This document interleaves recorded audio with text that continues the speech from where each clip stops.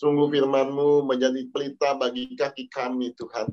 Firman-Mu itu menjadi terang bagi jalan-jalan kami. Kami tidak akan salah melangkah, karena firman-Mu menuntun hidup kami. Kami tidak akan salah jalan, karena ada firman Tuhan yang tuntun setiap langkah dalam hidup kami. Bagian kami pegang firman Tuhan. Bagian kami percaya firman Tuhan. Bagian kami menaruh firman-Mu atas setiap langkah-langkah dalam hidup kami. Dan kami sangat percaya firman-Mu yang akan terus menuntun kehidupan kami hari lepas hari. Hidup kami bukan hidup yang semakin menurun, tetapi hidup kami akan semakin naik dan semakin naik dan semakin naik. Karena ada firman Tuhan yang menuntun, firman-Mu yang berjanji, Engkau akan membawa kami melewati setiap bukit-bukit masalah persoalan yang ada. Kami pegang setiap janji-Mu, kami pegang setiap firman-Mu Tuhan. Kami taruh iman kami, percaya kami ke dalam tangan kasih Tuhan. Terima kasih buat hari ini, buat pagi hari ini, kalau kami boleh memuji, menyembah Tuhan, biarlah itu menjadi gaya hidup kami, untuk kami boleh terus memuji, menyembah Tuhan dalam kehidupan kami, Tuhan.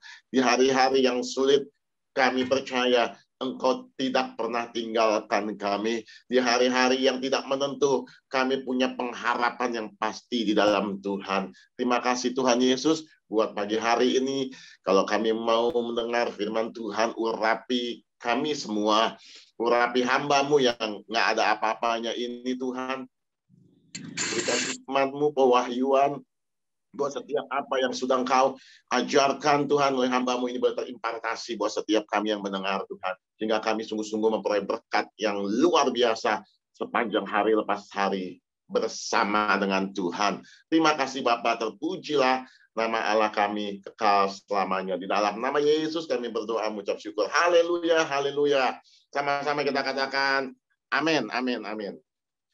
Shalom semua, sekali lagi selamat pagi. Terima kasih buat Kak Elta yang sudah memberkati kita semua melalui pujian penyembahannya. Ya, hari ini hari yang sukacita ya. Setiap hari adalah hari yang penuh dengan sukacita. Hendaknya setiap hari adalah hari yang penuh dengan kegairahan bersama dengan Tuhan. Anak-anak Tuhan tidak boleh lemah, anak-anak Tuhan tidak boleh loyo, anak-anak Tuhan harus terus semangat. Kenapa? Karena kita punya pengharapan yang pasti di dalam Tuhan. Orang dunia boleh sedang bingung, orang dunia boleh sedang keadaan yang tidak baik, tetapi kita di dalam Tuhan, kita berdiri di atas kerajaan yang tidak tergoncangkan. Percaya sama Tuhan, pegang janji Tuhan, dan kita akan melihat sesuatu yang dahsyat Tuhan pasti siapkan buat setiap daripada kita. Hari ini saya akan coba berbicara mengenai 3 hal yang penting yang harus kita miliki hari-hari ini, ya, yaitu di dalam 1 Korintus 13 ayat 13. Ya, ini ayat sering kita dengar, bahkan ada nama sebuah sekolah menggunakan nama ini. Ya, demikianlah tinggal ketiga hal ini, yaitu iman, pengharapan, dan kasih. Dan yang paling besar diantaranya adalah kasih. Ya, bukan artinya iman dan pengharapan itu nggak penting. Bukan artinya iman dan pengharapan itu nggak besar. Tetapi memang dikatakan kasih yang paling besar. Tetapi iman dan pengharapan bukan artinya kecil. Ya, ingat ya, perbandingannya paling. Artinya iman itu besar, pengharapan itu besar. Yang paling besar kasih. Nah, kita akan coba bahas satu persatu mengenai iman, pengharapan, dan kasih. Kenapa? Karena ini yang harus ada di antara kehidupan kita hari-hari ini. Ya, yang pertama kita akan coba bahas mengenai iman. Kita sudah tahu iman. Ya, iman adalah dasar. Ibrani, iman adalah dasar dari segala sesuatu yang kita harapkan dan bukti dari segala sesuatu yang belum kita dapat. Ya, itu namanya iman. Iman itu saya mau katakan sesuatu yang seolah-olah abstrak, seolah-olah memang kita belum lihat ya, memang belum nyata keadaannya. Bahkan iman itu seringkali begitu sulit untuk kita terima dengan akal pikiran kita. Ya, tetapi sehari-hari ini nggak ada jalan lain untuk kita percaya, beriman buat setiap janji Tuhan. Waktu Abraham dikasih janji sama Tuhan untuk dia memberkati Abraham dengan keturunan yang banyak, tahukah bahwa janji itu diberikan kepada Abraham pada saat Abraham usia sangat lanjut. Ya, Alkitab jelas mencatat bahwa istrinya sudah mati haid, artinya tidak lagi mungkin dia punya anak. Tetapi karena Tuhan berfirman, Abraham percaya. Itu namanya iman. Ya, iman adalah segala sesuatu yang kita belum dapat. Bahkan iman itu jauh daripada apa yang dapat kita pikirkan. Tetapi kalau kita percaya karena kita punya Tuhan yang luar biasa, itu yang akan membuat kita keluar dari setiap masalah-masalah atas kehidupan kita. Kita akan melihat sesuatu yang dahsyat, yang besar, yang Tuhan siapkan buat kita. Itu namanya iman. Ya, bagaimana kita bisa berkata bahwa kita punya iman, tetapi kita nggak pernah mengaktifkan iman kita. Saya mau katakan begini, bagaimana untuk kita bisa punya iman yang besar? Apakah dengan beli di toko iman? Ya, nggak ada ya. Toko bangunan, ya Pak, saya mau beli iman 2 kilo, nggak ada gitu ya. Kalau ada, kita sih mau rame-rame beli itu ya iman. Tapi kan prakteknya nggak ada ya. Bagaimana kan kita sering dengar, wah dia mah Pak imannya gede gitu kan. Wah saya mah nggak punya iman misalnya. Berapa banyak kita dengar orang-orang berkata seperti itu. Iman itu nggak bisa di-create. Iman itu nggak bisa dibentuk. Saya mau kasih tahu. Ya, iman itu ada karena kita punya hubungan yang dekat dengan Tuhan. Ya, saya ulang sekali lagi. Iman itu nggak bisa digenerate, nggak bisa dibuat, nggak bisa diciptakan. Tapi iman itu adalah hasil daripada hubungan kita sama Tuhan. Waktu kita mengetahui dengan pasti, dengan tepat siapa Allah kita, kita akan percaya kepada Sang Bapa yang memberikan janji itu sama kita. Kenapa Abraham begitu sangat percaya? Sekalipun tidak ada dasar untuk percaya, kata Abraham. Ya, saya percaya kalau zaman itu ada dokter, ada tabib. 10 orang, 100 tabib, 100 dokter ahli berkata Abraham tidak mungkin punya anak. Tetapi kenapa Abraham percaya? Karena Abraham mengenal dengan pasti siapa bapaknya yang berjanji itu. Mungkin hari-hari ini orang-orang Kristen banyak yang tidak punya iman. Mungkin begitu lemah, mungkin nggak percaya. Nggak mungkin lah hari begini diberkati. Nggak mungkin lah saya punya ini. Nggak mungkin lah warga saya dipulihkan. Kenapa mereka bisa berkata seperti itu? Karena mereka tidak mengenal siapa bapaknya. Waktu kita tahu siapa bapak kita kenal bapak kita akan sangat yakin bahwa dia berjanji dan dia tidak akan pernah meleset atas setiap janjinya. Kalau dia berjanji, dia pasti akan bisa menggenapi setiap janjinya atas kehidupan kita. Abraham mengenal bapaknya dengan pasti. Abraham tahu bahwa Allahnya berkuasa untuk menepati janjinya. Sekalipun bagi manusia tidak mungkin. Sekalipun bagi manusia tidak ada harapan, tidak masuk akal. Tetapi kalau Allah yang berjanji, semua serba mungkin adanya. Bagaimana dengan kita hari-hari ini? Apakah kita mengenal Bapak kita dengan benar? Apakah kita percaya Bapak kita dengan pasti? Kalau kita mengenal siapa Bapak kita dengan kuat, dengan hubungan yang begitu baik, kita tahu ini Bapak kita nggak mungkin celakakan kita. Kita tahu Bapak kita nggak mungkin bohong buat setiap janjinya. Kita akan punya iman yang luar biasa. Jangan pernah mau dikecohkan oleh setiap keadaan yang ada. Ketahuilah Bapa kita di dalam nama Yesus Kristus Tuhan. Allah yang sanggup melakukan jauh daripada apa yang dapat kita pikirkan. Jauh daripada apa yang dapat kita doakan. Allah kita Allah yang maha kuasa. Dia sanggup melakukan apa yang kita tidak mampu pikirkan. Itulah Allah kita. Seringkali kita membatasi kuasa Tuhan hanya dengan pikiran kita. Kita berkata nggak mungkin. Kita nggak berkata nggak bisa. Hei, dengar. Kasih Tuhan. Kita punya Bapa yang dahsyat. Kita punya Bapa yang luar biasa. Bagi kita memang nggak mungkin. Bagi kita terbatas. Karena kita darah dan daging. Tapi ingat, waktu kita percaya sama firman Tuhan itu yang akan intervensi dalam kehidupan kita. Dan kalau firman itu udah masuk intervensi dalam kehidupan kita, saya mau katakan, tidak ada yang dapat menahan firman Tuhan. Tidak ada yang dapat menggagalkan firman Tuhan. Allah berjanji kepada Abraham di masa usia yang sangat tua. Dan lihat, Alkitab saya mencatat. Saya nggak tahu Alkitab saudara, tapi saya rasa sama. Allah mengenapi janjinya kepada Abraham. Di masa usia yang sangat tua. Semua ilmu kedokteran berkata nggak mungkin. Semua ilmu hukum apapun yang ada di dunia ini berkata tidak mungkin. Tetapi bagi Allah tidak ada perkara yang tidak mungkin. Kenapa? Semua diperoleh hanya karena iman. Seberapa besar janji Allah yang kita akan terima hari-hari ini, itu tergantung seberapa imanmu kepada Tuhan. Kalau engkau percaya Tuhan bisa berikan 10 engkau akan dapat. Tapi kalau engkau hanya percaya bahwa Tuhan bisa hanya memberikan 2 yang engkau dapat. Seberapa imanmu percaya sama Tuhan, sedemikianlah engkau akan terima setiap janji-janji Tuhan atas kehidupanmu. Dengar baik-baik. Jangan pernah batasi kuasa Tuhan dengan apa yang dapat kita pikirkan. Kalau kita pikirkan, semua nggak ada yang masuk akal. Aduh, nggak mungkin. Dan itu yang akan memblok kuasa Tuhan. Ingat, yang dapat memblok kuasa Tuhan, itu bukannya iblis. Iblis nggak bisa blok kuasa Tuhan, saya mau kasih tahu. Tapi yang bisa blok kuasa Tuhan, itu kita sendiri. Kalau kita bilang nggak percaya, kita bilang nggak mungkin, ya itulah jadinya. Ya, Tuhan Maha Adil. Dia nggak akan paksakan itu kalau kita nggak percaya. Tapi waktu kita percaya, yes, aku percaya. Aku percaya. Keluargaku pasti dipulihkan. Ekonomiku pasti dipulihkan. Apapun yang kau percaya, itu yang pasti akan terjadi. Karena Tuhan bekerja di atas iman yang percaya sama Tuhan. Saya teringat sebuah kisah di dalam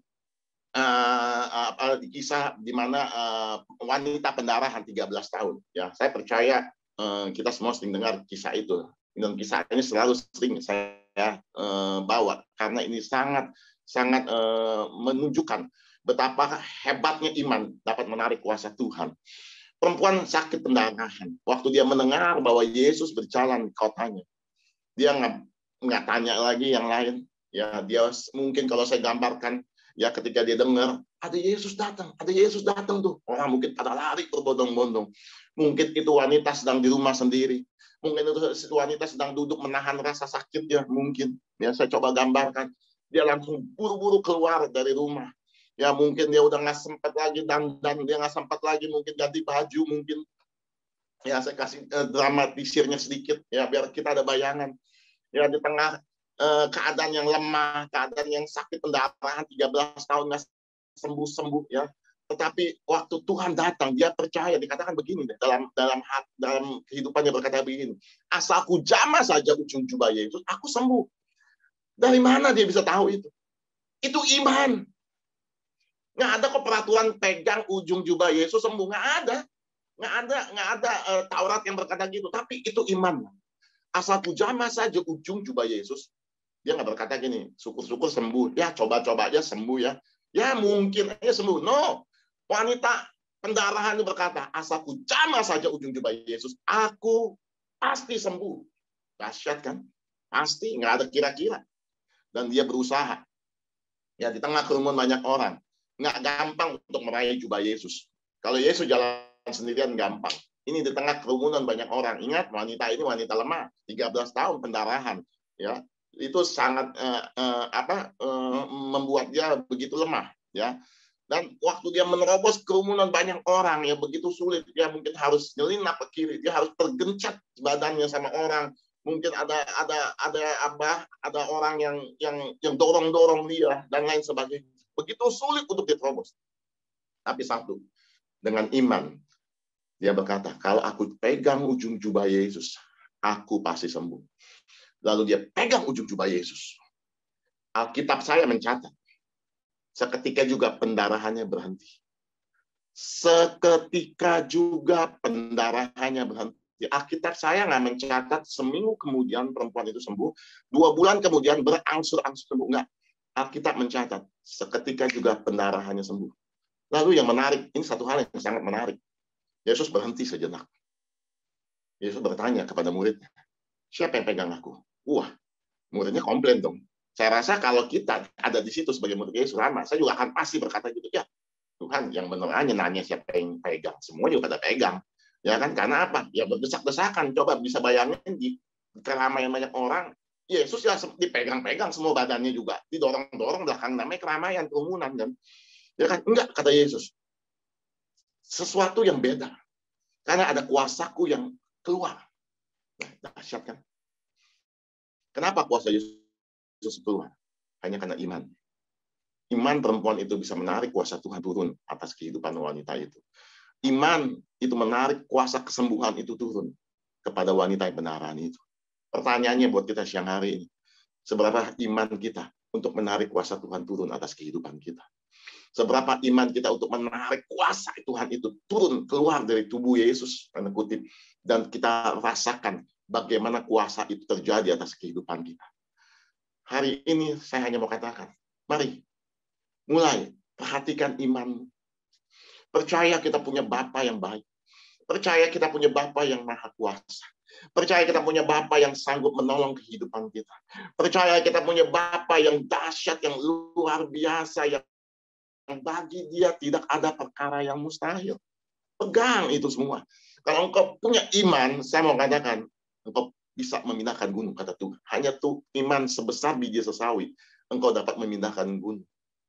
Pertanyaannya, kita punya nggak iman sebesar biji sesawi itu? Tuhan nggak berkata begini, kalau engkau punya iman segede gunung, engkau bisa memindahkan biji sesawi. Wah, pusing kita. Iman punya segede gunung, baru bisa memindahkan biji sesawi. Artinya kalau kita mau memindahkan batu bata, imannya segede apa? Ya kan? Tapi Tuhan nggak. Tuhan berkata, kita hanya butuh iman kecil untuk kita dapat memindahkan gunung. Artinya apa? Untuk kita atasi segala masalah yang kita hadapi hari-hari. Hanya punya satu hari ini. Iman kita. Mulai coba lihat iman kita. Jangan lagi kita mulai kubur kepercayaan kita sama Tuhan. Ya udahlah, gua sih pasrah aja ya. Ya keadaan memang susah sih ya. Ya gua sih asal makan aja deh, nggak apa-apa. Ya. Saya bukannya bilang kita harus arogan dan kita harus sok-sokan, bukan. No. Kita anak Tuhan. Kita khusus karena kita berdiri di atas kerajaan yang tidak tergoncangkan. Kita bukan berdiri di atas kebenaran dunia. Dunia boleh tergoncang karena dunia harus digoncang. Dunia boleh berlalu karena dunia akan berlalu. Tapi ingat firman Tuhan, kita bukan berdiri di atas kerajaan di dunia ini. Kita berdiri di atas kerajaan yang tidak tergoncangkan, yaitu firman Tuhan. Dengar baik-baik. Janji Tuhan nggak bisa dibatalkan oleh keadaan yang ada. Janji Tuhan nggak bisa digagalkan oleh keadaan pandemi yang ada sekalipun. Janji Tuhan itu ya dan amin buat kita semua. Saya mau katakan itu. Jadi jangan sekali-kali engkau matikan imanmu. Hari ini mulai bangkitkan, percaya kita punya Tuhan yang dahsyat. Kita kenal Allah kita dengan baik. Dia Bapa yang baik. Dia Bapa yang pelihara hidup kita. Kalau kita Bapa yang nggak sempurna aja tahu pelihara anak kita dengan baik. Bapa yang penuh kelemahan. Kita tahu cara menjaga anak kita. Kita tahu cara memelihara anak kita. Terlebih lagi dia Bapa yang di sorga. Dia sangat terlalu mampu untuk menjaga dan memelihara kehidupan kita dengan luar biasa. Yang kedua yang kita lihat di sini adalah pengharapan. Iman itu adalah kendaraannya, pintunya. Tapi berapa banyak kita lihat pertamanya orang beriman. Wah Pak, saya percaya Pak. Tetapi beriring dengan waktu, mulai kendor. Ya, mulai ya dulu sih saya percaya Pak, tapi sekarang nggak tahu ya, udah lama sih Pak, Tuhan nggak jawab. Nah, itu apa? Kedua yang kita butuh pengharapan. Pengharapan itu bahan bakar untuk kita terus membakar iman itu sampai kepada janji Bapa digenapi buat hidup kita. Itu pengharapan namanya. Hope, pengharapan. Berapa banyak kita kehilangan pengharapan? Kenapa? Karena dulunya kita menggebu-gebu, kita percaya. Tapi waktu seiring dengan waktu, ya kita mulai pupus. Kenapa? Karena nggak ada pengharapan. Ingat, Alkitab berkata di dalam Ibrani 6 ayat 19. Ya, coba saya buka ya, Ibrani 6. Kita lihat apa itu pengharapan. Karena seringkali kita fokus hanya iman. Betul, memang harus ada iman. Tetapi ingat sekali lagi, pengharapan itu bahan bakar untuk kita melihat iman itu digenapi terjadi. Karena ini loh, hari ini kita berdoa, hari ini kita beriman, bukannya besok kita dapat. Bukannya minggu depan belum dapat, belum tentu. Tahun depan belum tentu. Nah, itulah butuh pengharapan. Ya, itulah butuh kita pengharapan bahwa pasti apa yang kita imani, kita percaya, pasti akan terjadi. Sesuai dengan waktunya Tuhan. Untuk menuju ke waktunya Tuhan, itu butuh yang namanya pengharapan. Ya, Ibrani 6 ayat 19. Pengharapan itu adalah sauh yang kuat. Sauh itu jangkar, ya, dan aman bagi jiwa kita yang telah dilabuhkan sampai ke belakang tabir. Ya. Kalau kita tahu namanya perahu, ya, perahu di laut gitu ya. itu seberapa hebat untuk kapal besar apapun, ya bahkan saya pernah melihat kapal turis gitu ya, begitu besar, cuma satu yang pasti dia punya, jangkar.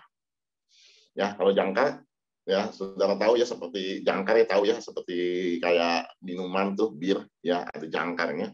Nah, itu jangkar itu turun, dan itu jangkar itu yang akan pegang perahu sebesar apapun untuk diam di tempat. Dahsyat ya. Ya, jangkar itu padahal nggak kelihatan, bukan sesuatu barang yang mewah ya.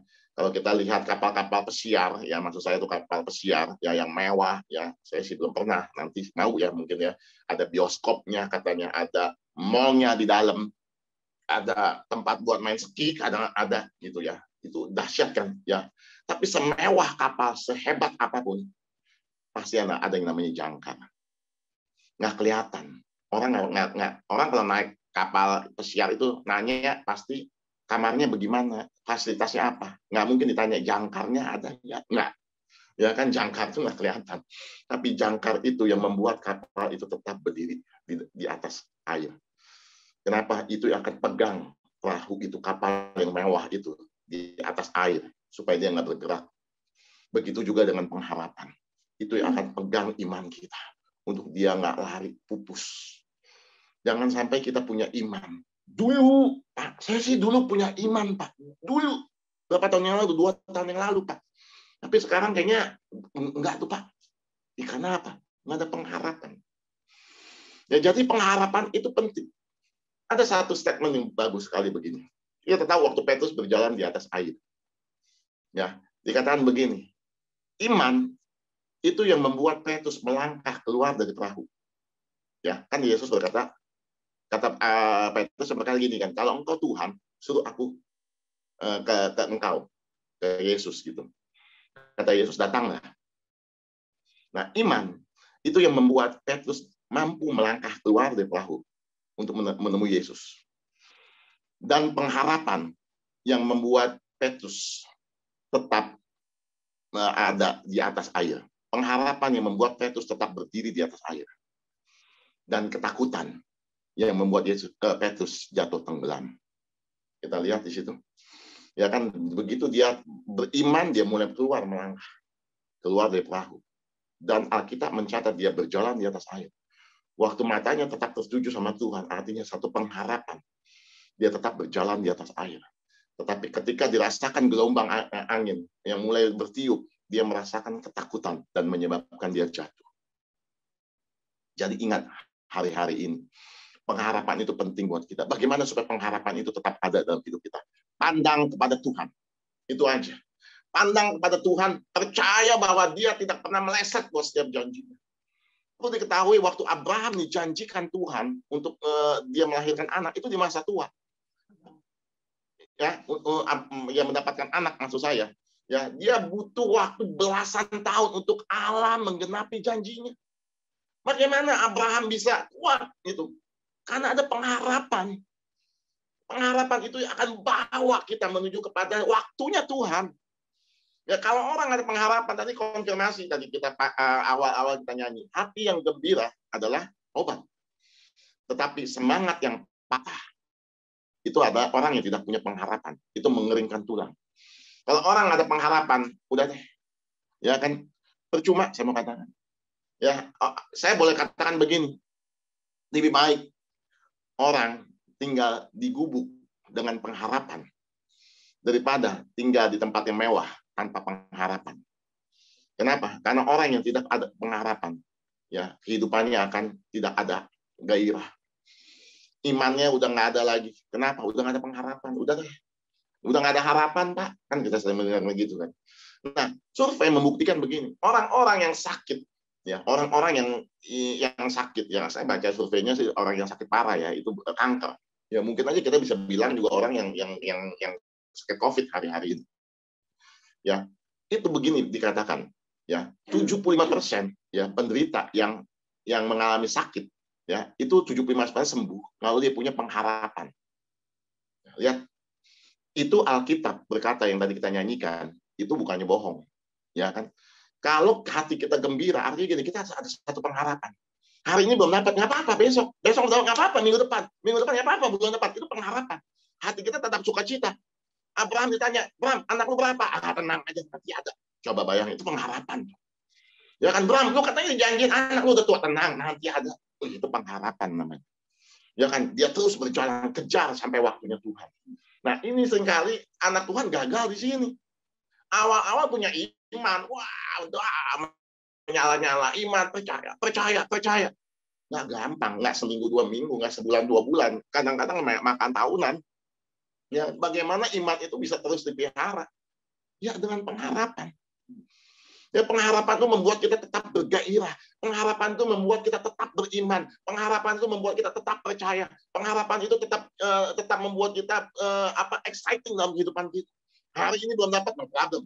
Karena saya punya pengharapan pasti di dalam Tuhan. Alkitab jelas mencatat pengharapan di dalam Tuhan adalah pengharapan yang pasti, pengharapan yang tidak sia-sia, pengharapan yang tidak akan pernah meleset. Pengharapan di dalam Tuhan ada pengharapan yang pasti. Sebab itu hari ini coba cek lagi kehidupan kita. Apakah masih ada pengharapan di dalam kehidupan kita? Apa jangan-jangan kita sudah mati pengharapan, putus asa, udahlah, gue begini aja lah. Udahlah, gue sih nggak mau muluk-muluk deh ya. Udah dah, yang penting itu nggak ada pengharapan, saya katakan. Nah, itu nggak ada pengharapan. Jangan merasa kita rohani waktu berkata seperti itu.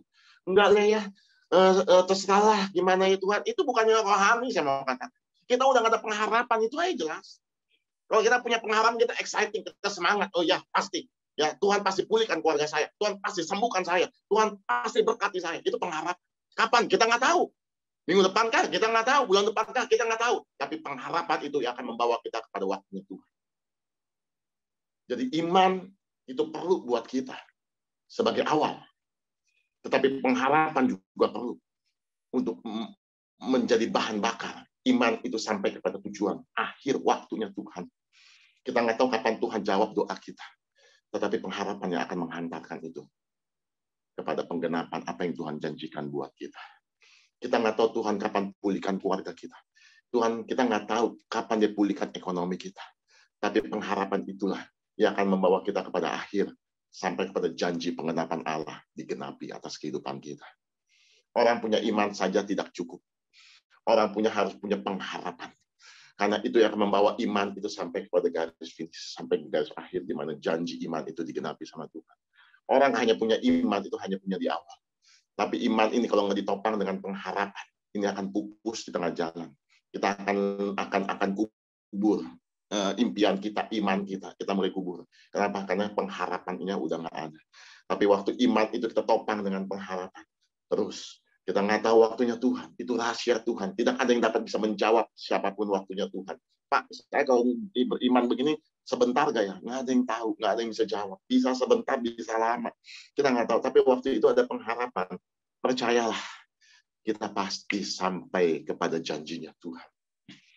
Melalui pengharapan yang kita terus pelihara dalam kehidupan kita. Jangan matikan pengharapan. Kalau engkau matikan pengharapan, engkau sedang berputus asa. Engkau kehilangan pengharapan.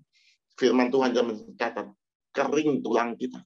Artinya kita udah lagi nggak bergairah. Mau ke gereja, nggak gairah, mau ibadah. Mau apapun nggak bergairah. Karena udah mati pengharapan, putus asa. Ya, di era pandemi seperti sekarang, berapa banyak orang yang putus asa, putus pengharapan. Mereka stres, mereka dalam keadaan bingung, mereka tertekan. Coba kita bayangin, apakah kita mau sama seperti orang dunia? Kita punya Tuhan, pengharapan yang pasti di tengah ketidakpastian yang ada. Bahkan kalau orang dunia berharap kepada sesuatu pada saat keadaan pasti. Tapi kita punya Tuhan, di tengah keadaan yang tidak pasti pun, kita punya pengharapan yang pasti di hadapan Tuhan. Tuhan tidak pernah meleset buat setiap janjinya. Dia nggak berkata gini, nak, sorry ya, tahun ini aku nggak bisa berkati engkau, karena ini era pandemi, ya, kamu harus ngerti ya, gitu. Enggak. Ya, Tuhan nggak terbatas oleh keadaan apapun yang ada. Sekarang saya ulang sekali lagi, mulai cek, masih nggak ada pengharapan di dalam kehidupanmu hari-hari ini. Apa yang dulu engkau imani beberapa tahun yang lalu, apa yang dulu engkau impikan beberapa tahun yang lalu, apa yang engkau doakan dan engkau minta kepada Tuhan. Pertanyaannya buat kita hari ini, apakah hari ini pengharapan itu masih ada? atau engkau sudah kubur karena engkau sudah menanti sekian lama dan tidak ada seolah-olah digenapi janji itu. Mari mulai bangkitkan pengharapan. Mari mulai lagi bangkitkan. Kita mulai perkatakan, aku pasti peroleh setiap janji Bapa atas kehidupanku.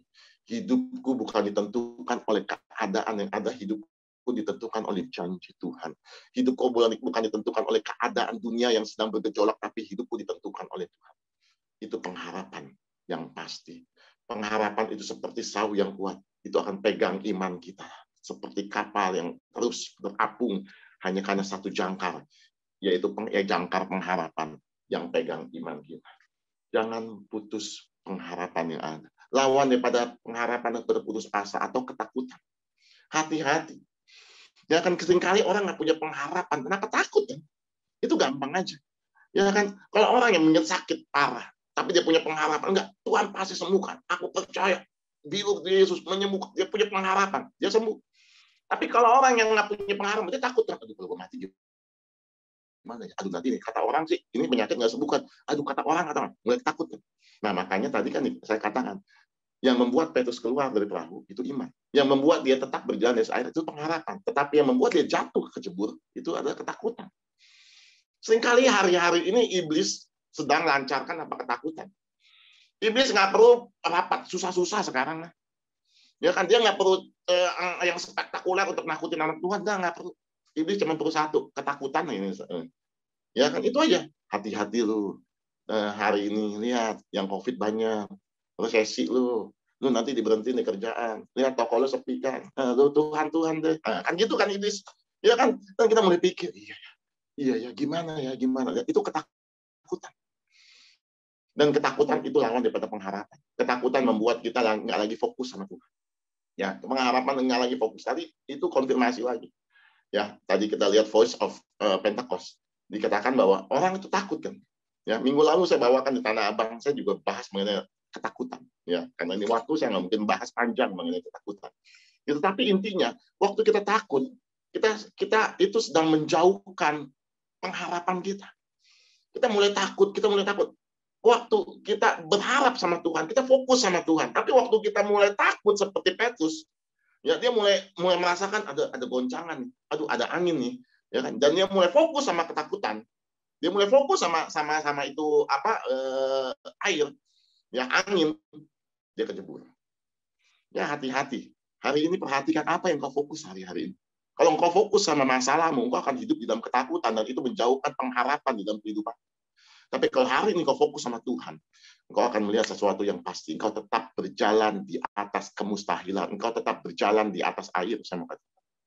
Berjalan di atas kemustahilan. Kuncinya hanya satu. Iman dan pengharapanmu sama Tuhan. Pengharapan fokus sama Tuhan. Bukan fokus sama masalah. Kalau engkau fokus sama masalah, yang timbul adalah ketakutan. Pikirkan aja setiap hari ketakutan, engkau akan jauh daripada janji Tuhan.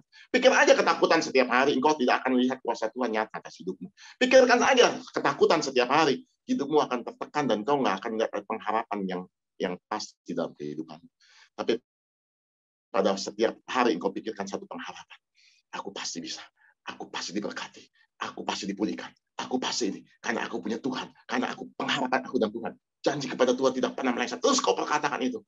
Engkau akan melihat, engkau akan berjalan di atas kemustahilan yang ada. Itu yang Tuhan janjikan buat setiap daripada kita. Haleluya, haleluya.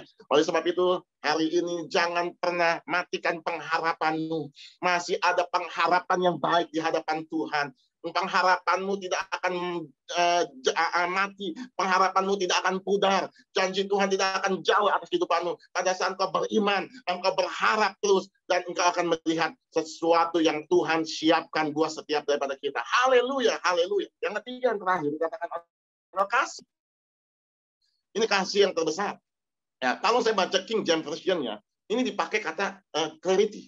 Ya, ini dipakai kata clarity. Clarity itu adalah amal, perbuatan baik kepada orang lain. Ya, saya baru selidikin bahwa iman, pengharapan, dan kasih di dalam King James Version itu dipakai kata clarity. Ya, itu adalah amal, perbuatan baik kita kepada orang lain. Nah, ini klop hari-hari ini yang saya dapat di awal tahun yang lalu. Ya, bahwa ketiga yang harus kita perhatikan adalah bagaimana perbuatan kita kepada orang lain. Ya, bagaimana kita bisa berbagi kasih kepada orang lain. Ya kan, nonsens dikatakan bohong kalau kita bilang kita punya kasih, katanya kita punya Tuhan, kita punya ini, tapi kita nggak pernah peduli sama orang lain. Kita nggak pernah kasih sama orang lain. Kita nggak pernah berbuat sesuatu kepada orang lain. Firman Tuhan katakan itu nggak ada gunanya. Jadi itu penting buat kita hari-hari ini. Ya, saya ulang sedikit waktu awal tahun saya berkata bahwa ada orang Samaria yang bertemu. Ya, ada orang yang di dalam perjalanan ke Yerusalem, dia dipukuli, digebuki. Ya, orang datang, orang orang pelayan Tuhan istilahnya. Ya, imam-imam Lewi datang hanya melihat orang itu tergeletak jatuh yang setelah habis dirampok. Ya kan, datang lagi mungkin orang Israel, ya mereka hanya lewatin saja. Tapi orang Samaria, orang yang nggak kenal Tuhan, tapi dia mau, namanya clarity itu, kasih. Dia bawa si orang itu, dia taruh di dalam hotel, dia sembuhkan penyakitnya, dia beli obat, bahkan dia berkata kepada pemilik hotel, tolong rawat orang ini. Kalau ada biaya yang kurang, aku akan kembali, aku akan ganti. Ini namanya clarity, kasih. Ya kan, ini akan menyelamatkan kita di era pandemi ini. Catat baik-baik. Catat baik-baik. Ya, iman, pengharapan dan kasih ini yang sangat dibutuhkan buat kita hari-hari ini. Ya, kalau kita lakukan ini, saya berani berkata di dalam nama Yesus Tuhan, kita akan keluar di setiap masalah yang ada hari-hari ini. Ini kunci. Kalau kita kenal, kita tahu kunci ini, aduh, sebenarnya hidup itu nggak perlu kita pusing, karena Tuhan udah kasih kunci. Pertanyaannya seringkali kan kita nggak mau tahu kunci itu kan. Seringkali kita nggak mau buka pakai kunci itu kan. Kita selalu menggunakan akal pikiran kita, kemampuan kita, pengalaman kita. Akhirnya kayak kita pusing sendiri. Tapi waktu kita tahu kuncinya, oh ya, kita harus punya iman.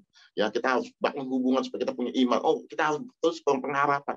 Dan ketiga, kita harus punya kasih, clarity, membagi kepada sesama. Bagaimana kita mulai pedulikan sesama. Orang-orang susah, betul. Kita juga mungkin dalam kesulitan, tetapi bukan satu alasan untuk kita tidak membantu orang. Hari-hari ini itu yang Tuhan sedang lihat buat kita. Orang Samaria, orang nggak kenal Tuhan, orang yang di luar, orang-orang Yahudi pada saat itu. Tapi dia mau clarity sama orang itu. Ya, dia kasih uang, dia kasih penginapan. Sampai kalau kurang, saya bayar lagi. Lihat. Ini namanya charity. Amal, perbuatan, kasih kepada orang lain. Siang hari ini, bagaimana kita? Apakah kita ada charity? Kita mau berbuat baik kepada orang-orang, kita memberi, ya kan saya bilang memberi itu nggak hanya uang, kita mungkin memberi perhatian, kita mungkin memberi doa, dan lain sebagainya. Ya kalau ada uang, kita berikan uang dan lain sebagainya. Itu namanya charity.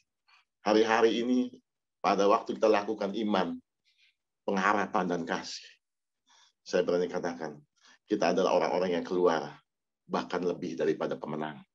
Kita adalah orang-orang yang akan melewati bukit-bukit masalah dengan kendaraan kemenangan yang Tuhan berikan buat kita. Jangan pernah takut hadapi apapun.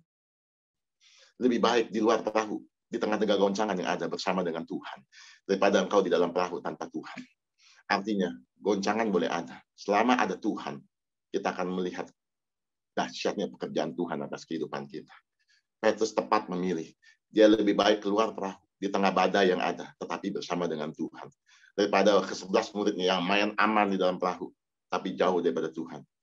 Walaupun Petrus jatuh, ya karena dia sempat takut, karena dia sempat gagal, dia sempat melihat gelombang, dia jatuh. Tapi ingat, Tuhan menopang tangan Petrus. Jangan pernah takut gagal buat hidupmu. Tuhan berkata, sekalipun kau jatuh, engkau tidak akan jatuh tergeletak. Sebab tanganku, kata Tuhan, akan menopang kehidupanmu. Jangan pernah takut sama kegagalan yang ada. Kalau saya konversikan ke Petrus, Tuhan berkata begini, jangan engkau takut kejebur. Karena sebelum engkau kelelap, tanganku menopang engkau. Itu Tuhan genapi buat Petrus. Dia menjadi orang yang luar biasa karena dia mengalami perjumpaan, pengalaman berjalan di atas air bersama dengan Tuhan. Karena apa? Dia punya iman. Kenapa? Dia punya pengharapan. Dan dia berjalan di atas kemustahilan yang ada. Jangan pernah takut, tetap semangat, tetap bersukacita. Saya tetap beriman. GBI Pademangan pasti akan menuai jiwa dengan luar biasa. Saya tidak tahu kapan waktunya, tapi pengharapan saya itu akan membawa sampai janji itu digenapi buat GBI Pademangan. Jangan pernah lelah, jangan pernah loyo, jangan pernah putus asa. Terus bangkitkan kehidupan kita hari-hari ini. Biar orang di luar sana tahu kita punya Tuhan yang dahsyat. Biar orang di luar sana tahu kita punya Tuhan yang berpengharapan. Kita punya pengharapan di dalam Tuhan. Dan pengharapan di dalam Tuhan ada pengharapan yang pasti. Haleluya. Haleluya. Tetap semangat. Tetap jaga kesehatan. Tuhan Yesus berkati kita melimpah-limpah. Haleluya. Haleluya. Amin. Sekarang kita akan tutup dalam doa. Bapa, terima kasih buat firman-Mu siang hari ini Tuhan. Biar Engkau yang boleh terus terjemahkan lebih dalam lagi setiap kebenaran firman Tuhan oleh Roh Kudus. Kami boleh menangkap pesan Tuhan siang hari ini. Kalau hari-hari ini kami butuhkan iman, pengharapan, dan kasih kepada sesama. Itu boleh kami terus jalankan. Kami tahu Tuhan, pandemi walaupun belum berakhir, kami tetap dipelihara Tuhan dengan luar biasa. Pada saat kami lakukan bagian kami, pada saat kami lakukan apa yang Kau mau buat kami hari-hari ini kami lakukan, kami akan lakukan dan kami akan melihat kami berjalan di atas ketidakmungkinan. Kami berjalan di atas kemustahilan, sama seperti Petrus berjalan di atas air. Kami tetap beriman, kami tetap berharap sama Tuhan, dan bagian kami mau membagi kasih kami kepada sesama. Terima kasih Tuhan, hamba berdoa buat setiap jemaat-Mu yang boleh mendengar pada pagi hari ini. Kuatkan terus, teguhkan mereka. Mereka mempunyai orang-orang yang beriman terus Tuhan. Mereka percaya kepada janji-Mu. Mereka orang-orang yang penuh dengan pengharapan. Mereka percaya bahwa janji itu pasti dan pasti digenapi atas kehidupan mereka. Dan mereka mempunyai orang-orang yang bermurah hati. Mereka mempunyai orang-orang yang penuh dengan belas kasih. Ada charity atas kehidupan mereka. Dan melalui kehidupan kami semua, nama Tuhan dipermuliakan. Terima kasih Bapa, terpujilah nama Tuhan Allah kami kekal selamanya. Haleluya, haleluya. Sama-sama kita katakan amin, amin, amin, amin, amin, amin.